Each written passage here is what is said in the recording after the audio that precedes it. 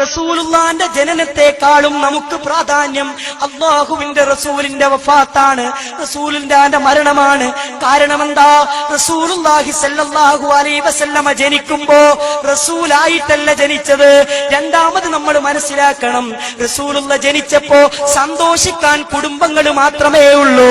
പക്ഷേ റസൂലുള്ള വഫാത്തായപ്പോ ഇവിടെ സങ്കടപ്പെടാൻ അവിടെ കുടുംബക്കാര് മാത്രമല്ല, കോടാനി കോടാനി കോടാനി വരുന്ന മുസ്ലിം.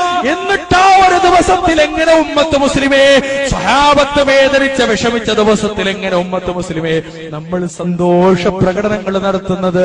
എന്തൊരു വൈരുദ്ധ്യമാണത്!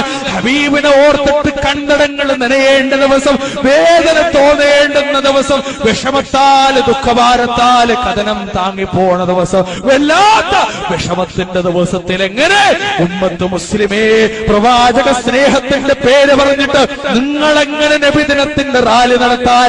അതേ അവസരത്തിൽ ഒരു കറുത്ത പുള്ളി വീണിട്ടുണ്ട് കർബലയിൽ, ഹുസൈൻ റളിയല്ലാഹു തആല അൻഹുവിന്റെ വധം.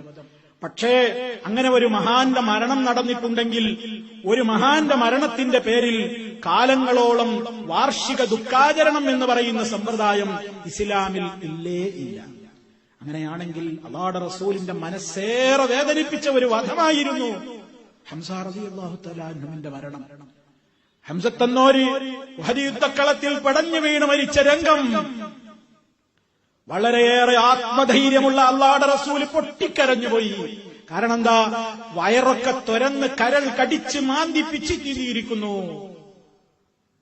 കാത് മുറിച്ചെടുത്തിരിക്കുന്നു, മൂക്ക് മുറിച്ചിരിക്കുന്നു, കൈവിരലുകൾ മുറിച്ചിരിക്കുന്നു.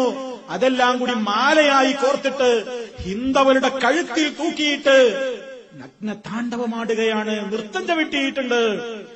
റസൂൽ ഹംസ റളിയല്ലാഹു അൻഹുവിനെ ശുഹദാക്കളുടെ കൂട്ടത്തിൽ തെരയുമ്പോ വികൃതമായി അംഗവിച്ഛേദം നടത്തപ്പെട്ട നിലക്ക് വയറ് കുത്തി തുരന്ന് പച്ചക്കരളെടുത്ത് കടിച്ചു തുപ്പുന്ന രംഗമാണ് നബി സല്ലല്ലാഹു അലൈഹി വസല്ലം കാണുന്നത്. അവിടുത്തെ മനസ്സിന്റെ ദുഃഖം, ആ സങ്കടം അത്രമാത്രമായിരുന്നു. പക്ഷെ അവിടുന്ന് ഒരിക്കലും പറഞ്ഞില്ല, ഉഹദ് യുദ്ധത്തിൽ എന്റെ ഏറ്റവും വലിയ പ്രിയപ്പെട്ടവൻ ഹംസത്ത് റളിയല്ലാഹു അൻഹു ഷഹീദായ ദിവസമാണ് മുസ്ലിമീങ്ങളെ. അതുകൊണ്ട് ഉഹദ് യുദ്ധത്തിന്റെ ആ ദിവസം വരുമ്പോ നിങ്ങൾ ദുഃഖമാചരിക്കണേ, മാറത്തടിക്കണേ, നിങ്ങൾ രക്തമിറ്റിക്കണേ എന്ന് നബി സല്ലല്ലാഹു അലൈഹി വസല്ലം പറഞ്ഞിട്ടില്ല. അങ്ങനെ ഒരാളുടെ മരണത്തിന്റെ പേരിലൊരു ദുഃഖാചരണം ഇസ്ലാമിലില്ല. ഒരാൾ മരിച്ചാൽ ആ അയാളുമായി ബന്ധപ്പെട്ട ആളുകൾക്ക് 3 ദിവസത്തെ ദുഃഖാചരണം മരണവുമായി ബന്ധപ്പെട്ട് ഇസ്ലാമിലുണ്ട്. അതിലപ്പുറമില്ല. ഭർത്താവ് മരിച്ച ഭാര്യയാണെങ്കിൽ, വിധവയാണെങ്കിൽ അവർക്ക് 4 മാസവും 10 ദിവസവും ദുഃഖാചരണമുണ്ട്.